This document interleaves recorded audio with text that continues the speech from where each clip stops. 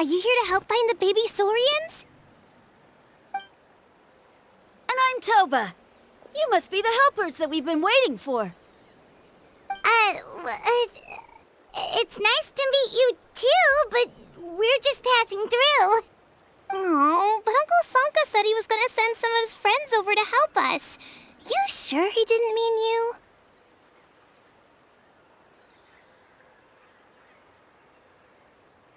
Yeah, sorry. Whatever this is about, it sounds like you've got the wrong end of the stick.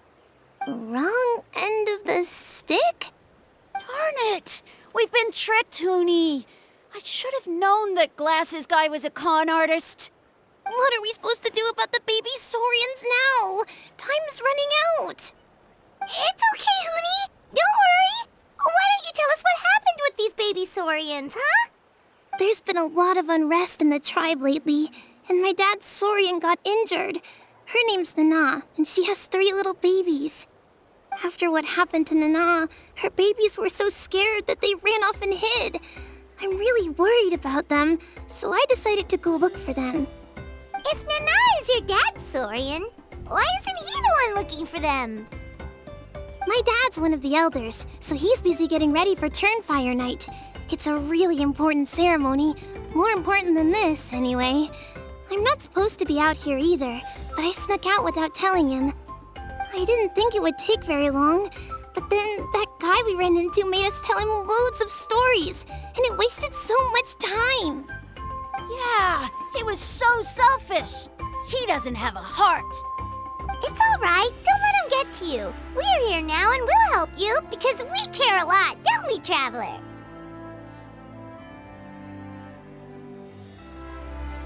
They should be. I already managed to find their tracks, and it seems like they're hiding on the cliff.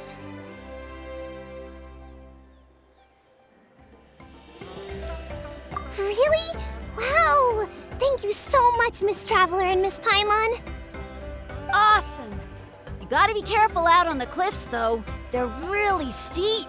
Even grown-ups have trouble climbing them.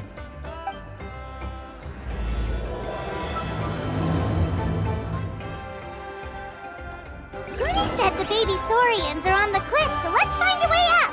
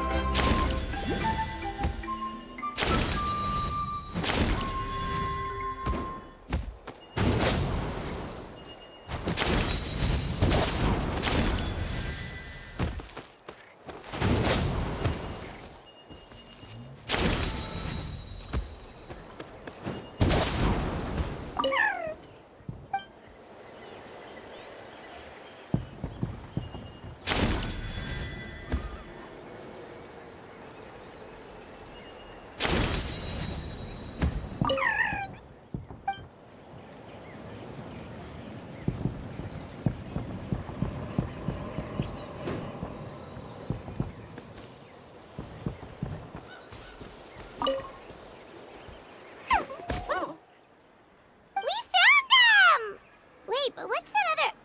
a how? Well, if it isn't the gruesome twosome who wormed their way into our servant circle of friends. Still awestruck from the last time we met? Would that be why you hastily scrambled up here to pay your respects the moment you saw us? I suppose we can't blame you. Such is the spell that our majesty casts on our minions. Very well. You heathens leave us no choice. The almighty Dragon Lord, Kahula How, shall grant you the audience that you seek. Come, pucker up, you may now kiss our feet. Wait, aren't you like Kenichi's sidekick? What the heck are you going on about? You're somehow managing to be even more annoying than the last time we met. Silence! Who are you calling sidekick? We are the Dragon Supreme, sovereign ruler of the Nation of Flame. We shall have you know that last time, were it not for Kenichi's earnest pleading on your behalf, you would have received not a single word of mercy. Oh, come on. You talk big, but Kenichi clearly has you under lock and key.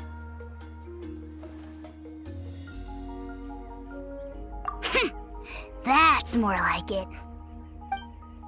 If you must know, our humble servant begged us to investigate an abyss incident near Hoytsidland, and we chose to grant his request.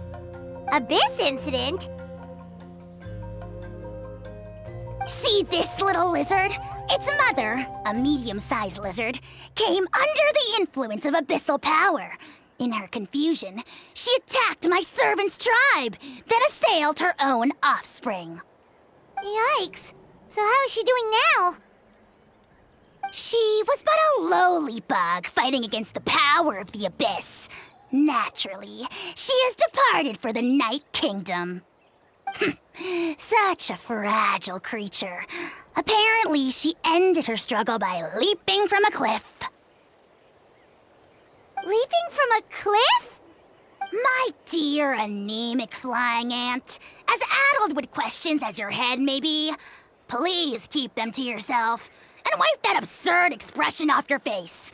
We are the almighty Dragon Lord Kahula-How, not a wish-granting fountain. Anemic flying ant?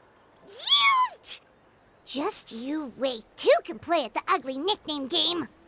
We sense a faint abyssal energy. An evil sorcerer must be lurking nearby, but they are well hidden. If you encounter any suspicious outlanders, be sure to give them a robust interrogation.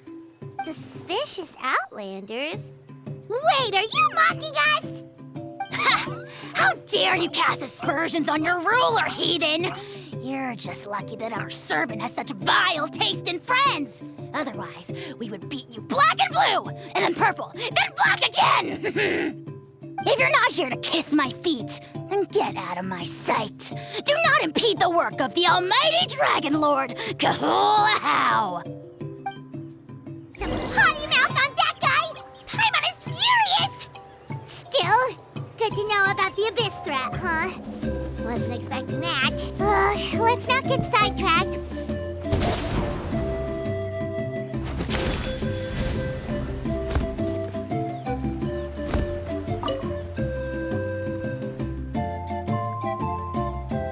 Wow, you're back already? That was so fast. I'm so glad that the babies are all right. Thank you both so much. Now we can finally go home and stop worrying about them. You're welcome. Piece of cake! You're not from Natland, right? Because your clothes look different than ours. Hey, you must be tired after all that climbing. You should come take a rest at my house. Yeah, please come. I promise you'll get a big Scions at the Canopy welcome. We love having guests, and you're really nice people. Not like Glasses Guy. By the sound of it, Glasses Guy wasn't from Natland either, right? Uh-huh. Well, his clothes sure weren't. You know what? Now that I think about it, there was something really fishy about him. Really? Maybe he was the suspicious outlander that Ahau mentioned.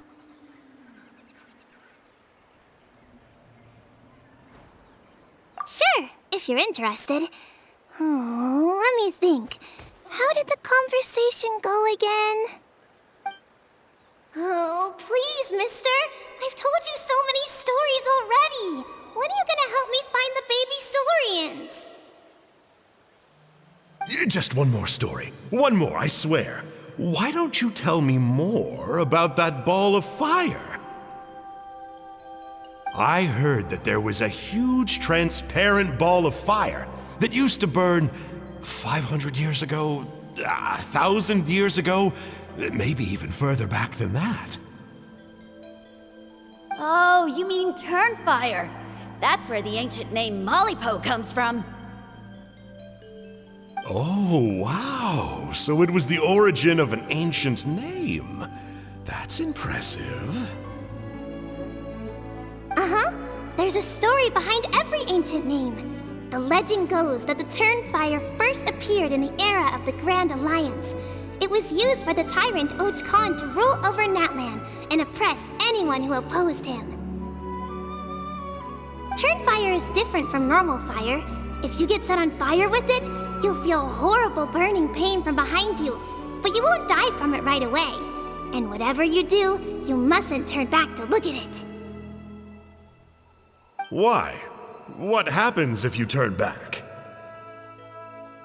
As soon as you turn around, poof! You get burned to a crisp. Well, good golly gee. I mean, it's one thing to singe someone's clothes, but burning people alive? That is a big no-no in my book. Right? How nasty is it to burn someone from behind and not even let them turn around to look? Och Khan really was an evil tyrant. Yes, shocking behavior. Now, let me guess. Eventually, a valiant hero came to save the day? That's usually how these stories go. Good guess, Uncle Glasses. Seems like you really know your stuff. The hero was called Yupanqui. He's the ancestor of our tribe. Yupanqui was friends with Och Khan the tyrant, and also Shibalanke, the first Pyro Archon.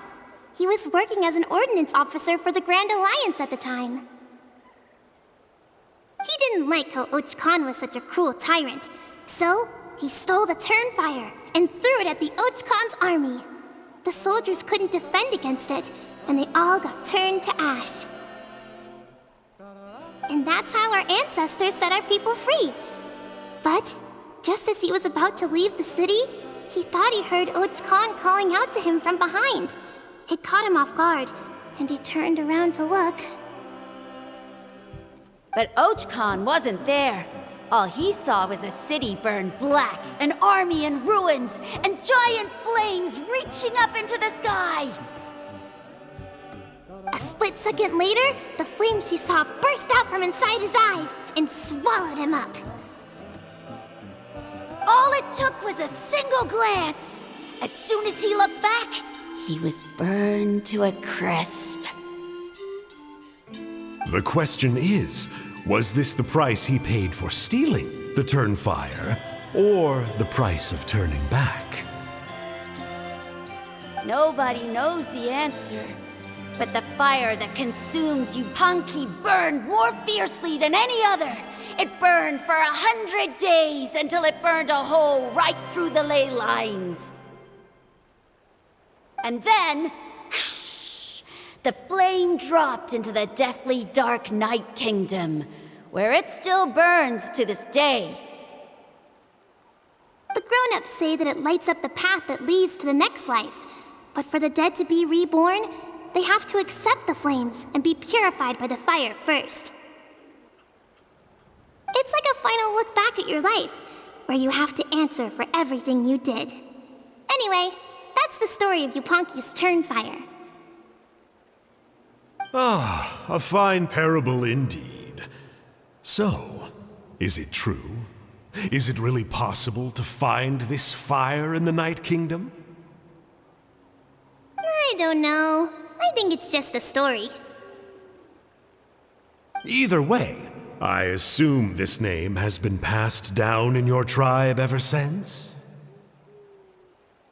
Sure has. It went to Burkina, the hero that we celebrate on Turnfire Night. But that was 500 years ago. Yeah, and now it belongs to Kanich. So we often call him Malipo Kanich. Kinich, huh? All right, Uncle Glasses, that's enough stories. Now, can you please go find the baby Saurians for us like you promised?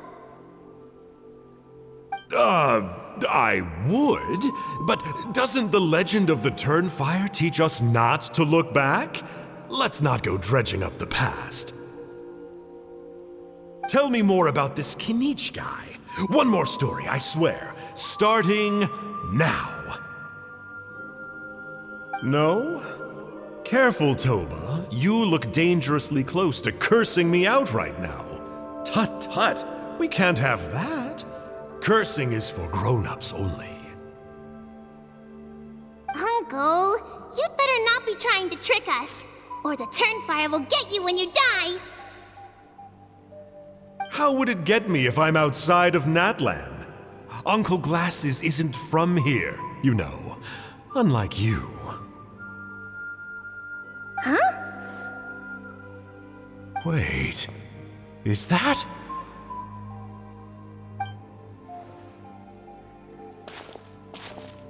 All right, kiddos. I'm a man of my word.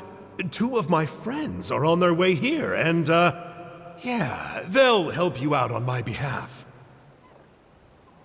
Work them like dogs, okay? That's what they're here for. Don't go easy on them just for my sake. Really? Well, first, can you tell us your name? We met at the foot of this cliff, so beneath the peaks, let's go with Sanka. Seriously? If you don't believe me, turn around and see for yourselves. They're right behind you. Huh? Where? Oh, wait! Uncle Sanka, where did you go? Yeah, definitely a fishy character. It sounds like he was digging for info about the ancient names. Yeah, and not only that, but he betrayed us too. He'll pay for this. All he got out of us was some stories, though. What's the worst that could happen? Traveler, maybe we should go tell Kinich about this. Ahau says he's investigating it, but he's a bit of a loose cannon. We probably shouldn't take him at his word. Huh? You know Kinich? Not very well, but we have met him before, and one time we had a meal together. Aw, man, I'm so jealous. I never even spoken to him. He's so cool. He's the Saurian hunter, and he has a really awesome ancient name. Me neither. I don't think my dad really likes him, though. He always tells me to stay away from him. Probably because of that little creep he always hangs out with. He's nasty, and he's so full of himself. Oh, the creep who calls himself Kahul Ahau? Yeah, we've had the pleasure of meeting him too. He sure loves pushing people's buttons. Exactly. I don't know why Kinich partnered up with him. Why didn't he pick me instead? Uh-oh! Hoonie, look how late it is. We've been out way too long. We better get home now or we'll get yelled at. Oh, yikes. You're right. Okay, well, this path here leads to our settlement. If you decide to visit, remember to come to my house. If there's anything you need, my dad can help get it for you. Hope to see you soon. We gotta run. Bye for now.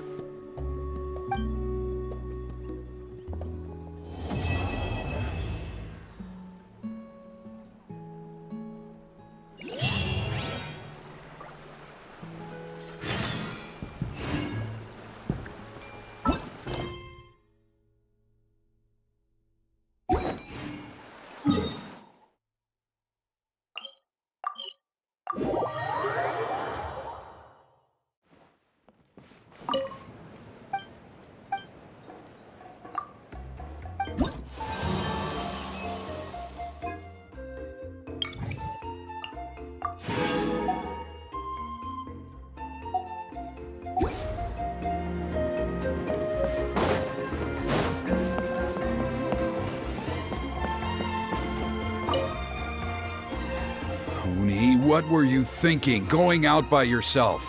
Don't you know how dangerous it is? It's okay. Toba helped me. And we met some kind strangers who helped us. And Kind strangers? What made you so sure they were so kind, huh? Oh, I suppose they had kind stranger written on their foreheads? Yeah, actually, they did. In big, bold letters. Don't talk back to me. The Mountain King problem still hasn't been solved. What would I do if I lost you too? No dinner for you tonight. They were good people, Dad. Dinner or no dinner. Hello again, Hoonie. It's Miss Paimon and Miss Traveler. Dad, it's them. They're the ones who helped me. And I promised we'd take care of them if they came to visit. Oh, so you're the kind strangers. Well, I'm Trinidad. Apparently, you helped my daughter today, so if there's anything you need, just ask. As an elder of the Scions of the Canopy, I've got some influence around here. Now, I trust that you're sensible people who know better than to take advantage of their host's generosity. 1 million mora! At least you're a straight shooter. I can respect that much. Dad, please. They're not bad people. They've eaten at the same table with Kanich before. Be nice to them. Kanich? Wait! I heard that 2 mysterious travelers from afar showed up at the Stadium of the Sacred Flame. Are they you? And Paimon's the other. I do apologize. A lot's been going on in our tribe lately, and I suppose the pressure must be getting to me. I can't believe I was so rude to you. I feel ashamed. We got off on the wrong foot. Can we, start over? Oh, now we're talking. Seriously, though, don't worry about it. Already forgotten. We're just happy to see Hoonie got home safe and sound. Oh, you just arrived, I take it, and it would be my honor to give you a hero's welcome tonight. Careful now. That's quite an about face. We've heard that kind of thing can lead to spontaneous combustion around these parts.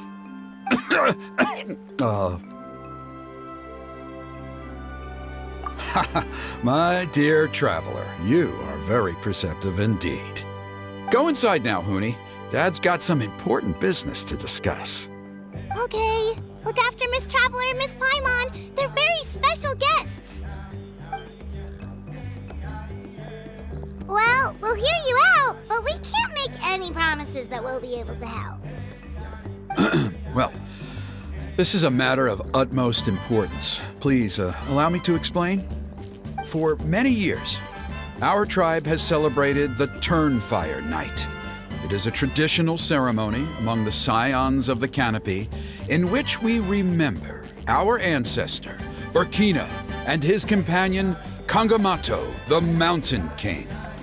Burkina was a hero who bore the ancient name Malipo, and Kangamato was a powerful Yumkasor warrior. Together, they fought against the Abyss. They were victorious, but it came at a great cost.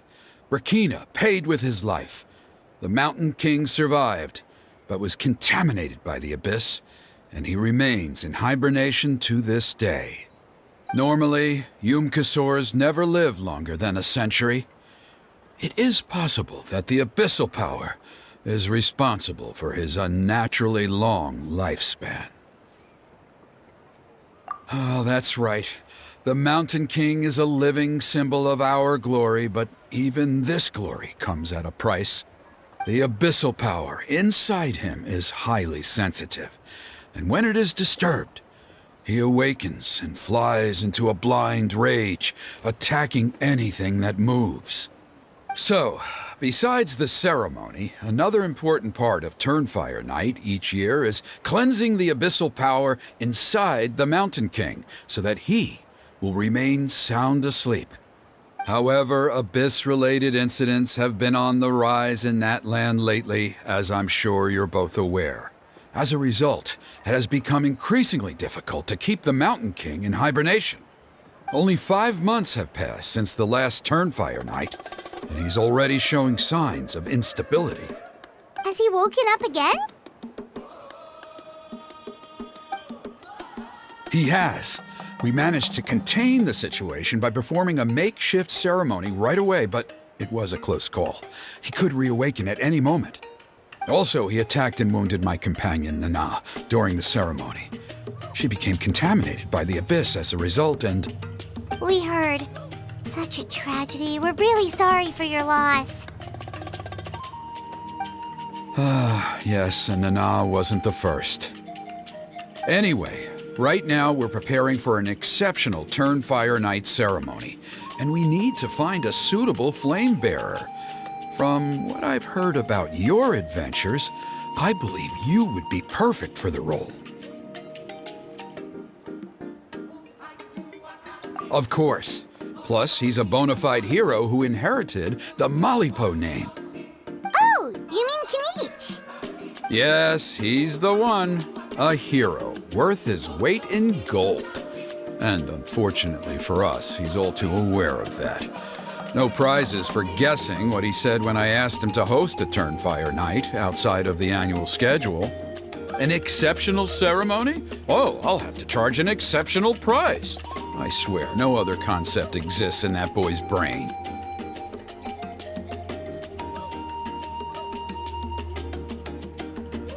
I'm not the one to usually talk about people behind their backs, but I'm convinced the Wyab got hit on the head and took a wrong turn the day it chose to give that ancient name to him. I mean, have you ever heard of a hero whose mantra is, "What's your asking price?" Oh, and don't get me started on that insufferable Ahau he hangs around with. Thinks he's God's gift to mankind. Pompous fool. Yeah, Paimon has to agree on that last part. Anyway, the fact is, the ceremony can just as easily be done without him as long as we can find someone else. And besides, you two seem like much better candidates. So, what do you think?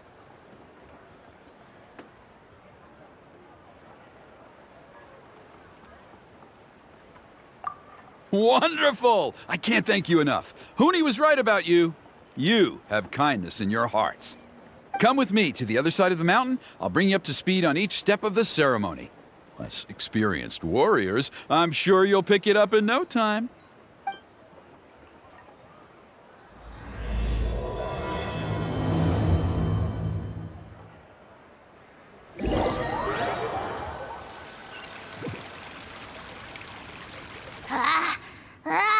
Achoo!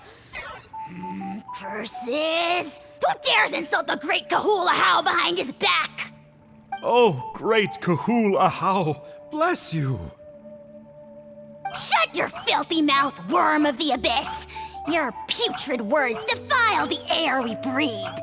You make the almighty Dragon Lord, Kahul Ahau, sick to the stomach!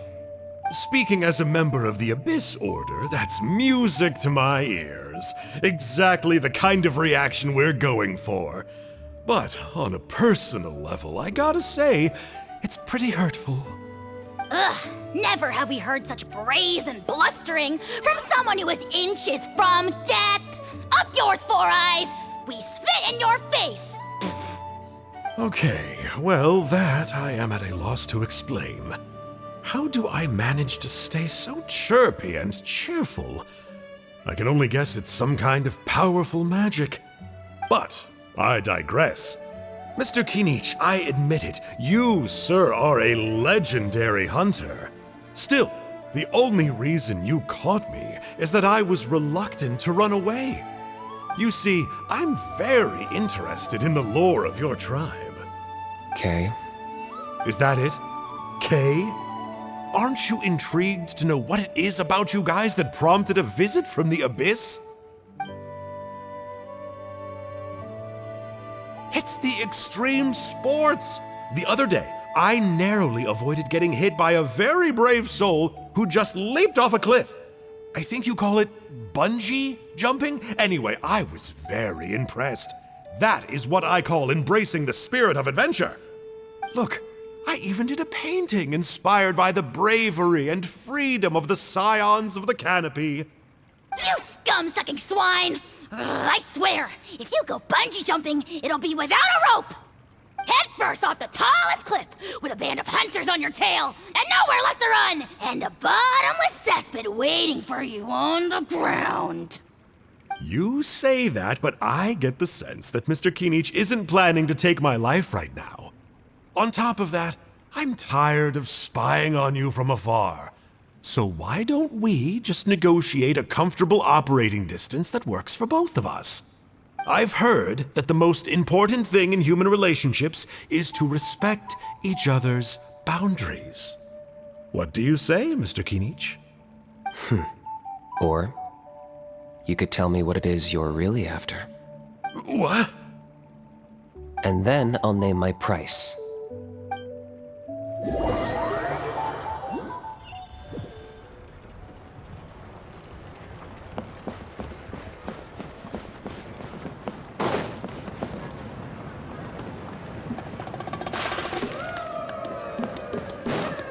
Take it easy.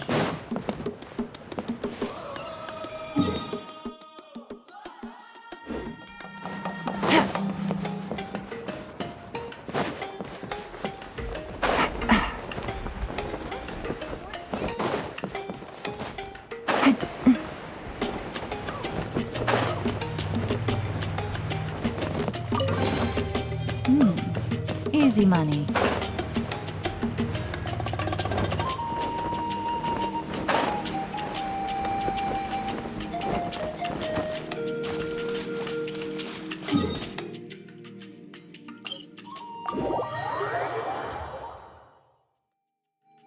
Take it easy.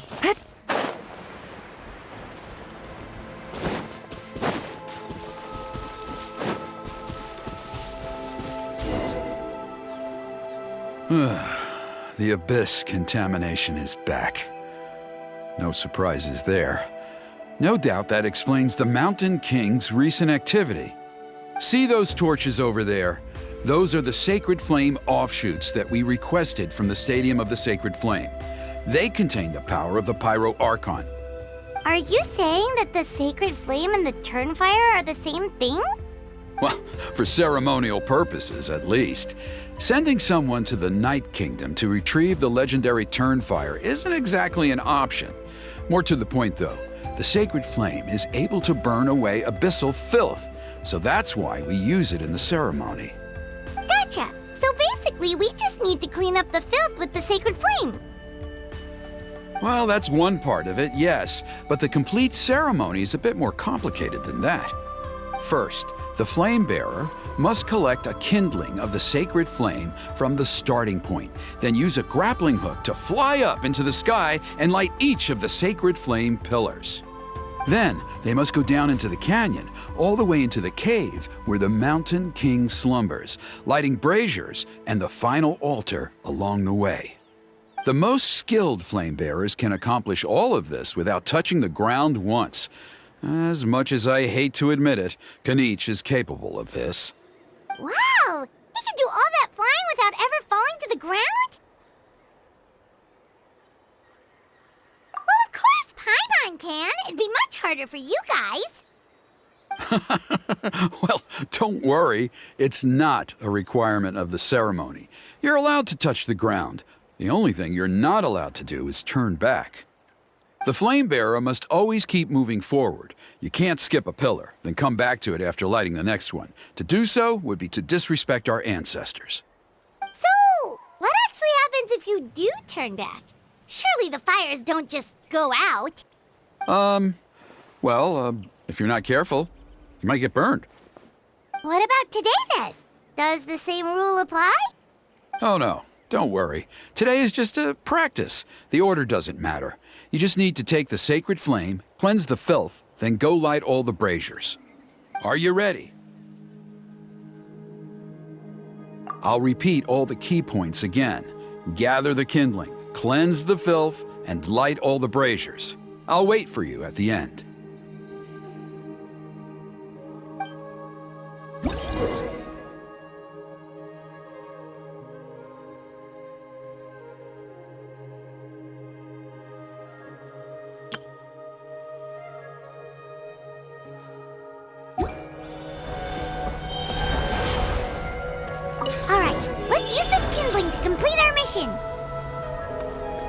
There's abyssal filth over there! Let's burn it away with the sacred flame!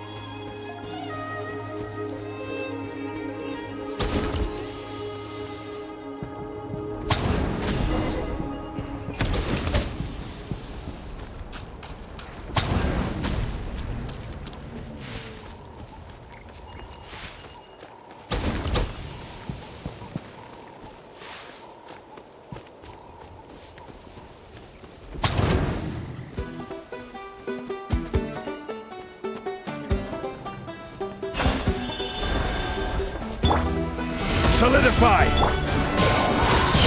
Quietly now. Access denied. No touching.